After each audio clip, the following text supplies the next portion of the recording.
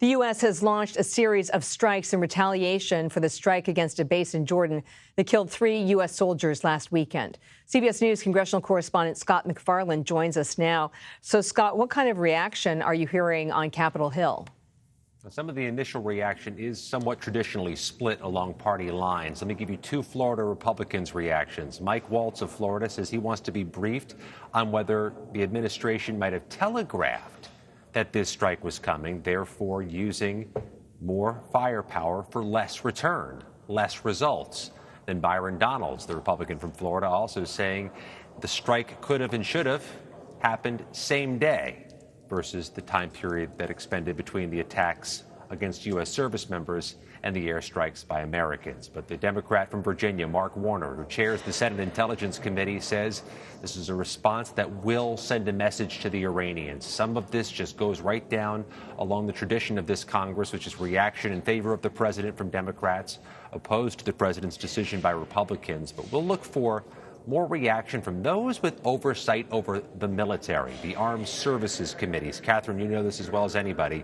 The Armed Service Committees in Congress tend to be the less partisan, the more nonpartisan in how they respond to all matters involving the military, especially a U.S. airstrike. We expect more as the night goes on. Well, that's right. Armed Services, the Intelligence Committees, you're quite right about that point. Just to be clear, is there a requirement for the White House to brief, for example, the Gang of 8 if they're going to launch a series of strikes like we've seen a short time ago? There certainly is a custom of it. There certainly is a general practice of doing so. I can tell you, though, unequivocally, Catherine, the more we hear about airstrikes in the Middle East, the more we're going to hear here about the need for Congress to authorize military force. That has been an evergreen issue ever since 2002. Members of Congress of both parties advocating for administrations to go to Congress to formally authorize military force. There have been any number of ways administrations, past and present, have detoured or worked their way around Congress's authorization powers. But the more this happens, especially in the coming days and weeks, I'd expect to hear a lot more from senators of both parties saying we need to have a renewal of the authorization of military force to better integrate Congress into these decisions. And those calls will only increase if what we find out, as we heard earlier from our analyst Sam Winograd, that this could be just the beginning of a wave of strikes. It could be part of a series of attacks and retaliation.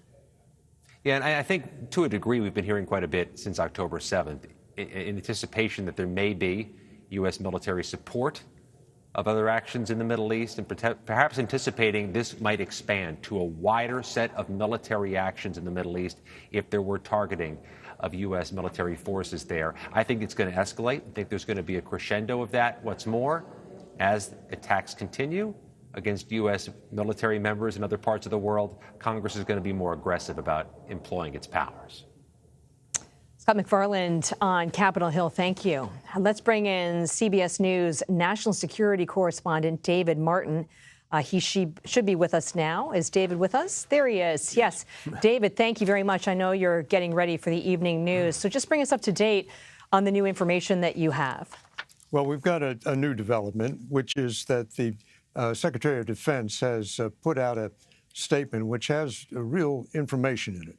He says this is the start of our response. The president has directed additional actions to hold the Iranian Revolutionary Guards and the militias they support in Iraq and Syria accountable for these attacks on U.S. and coalition forces.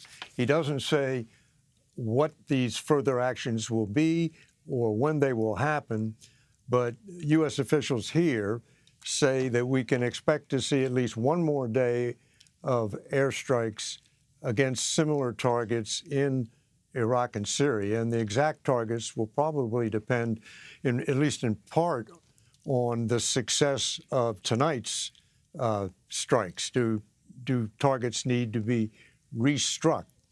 And what has been the reaction among the militias and the Revolutionary Guards on the ground?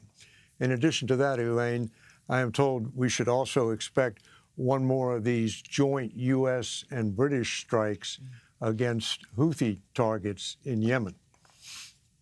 All right, so just to round that out, the information that you've gathered is that we can expect at least one more round of strikes on targets in Iraq and Syria, and possibly a joint set of strikes by the U.S. and Great Britain on targets in Yemen, which is home to another one of the Iranian proxies. So this is a multi-pronged strategy. Well, it's a multi-pronged assault on U.S. troops and U.S. interests. Attacks on U.S. troops, Iraq and Syria, and of course, there's that last one in Jordan, which killed the 3 soldiers, and attacks on American interests in the Red Sea by forcing international commerce to stay away from the Suez Canal, which is one of the most vital arteries in the world. David, you have such deep experience at the Pentagon in covering situations just like this. Is it your sense that these strikes are designed to go after HVTs or high-value targets, so personnel within the IRGC, for example, or the proxy groups? Or do you think this is more about degrading and destroying the capabilities that are putting American soldiers at risk? The way the targets are described, this sounds like they were going after infrastructure instead of high-value targets. I don't know how much percentage there would be in going after high-value targets ever since Monday. The president has been telegraphing that this attack is going to come, and administration officials have been reinforcing that message every single day of the week. So any member of the militias or the Iranian Revolutionary Guards in Iraq and Syria has had plenty of warning to go to ground. And going to ground can be as elaborate as getting out of the country, or as simple as going someplace where you're surrounded by women and children, which usually makes you immune from an airstrike, at least from the United States. Just want to drill down on one point before we let you go. What would be the strategic advantage to the United States of allowing several days to pass and the leadership to take shelter or leave the region? Well, the reason we were given was weather. So I have to believe that is at least one of the factors. I've heard Margaret Brennan and Christina Ruffini say that another factor was that they really didn't want to kill any senior leaders. I have not heard that over here at the Pentagon. What I've heard is kind of a puzzlement at why there was so much telegraphing of this strike, and kind of resignation to the fact, okay, we're not going to be able to get any of these leaders, but if they want to resume their attacks against American troops, sooner or later they're going to have to come out of hiding.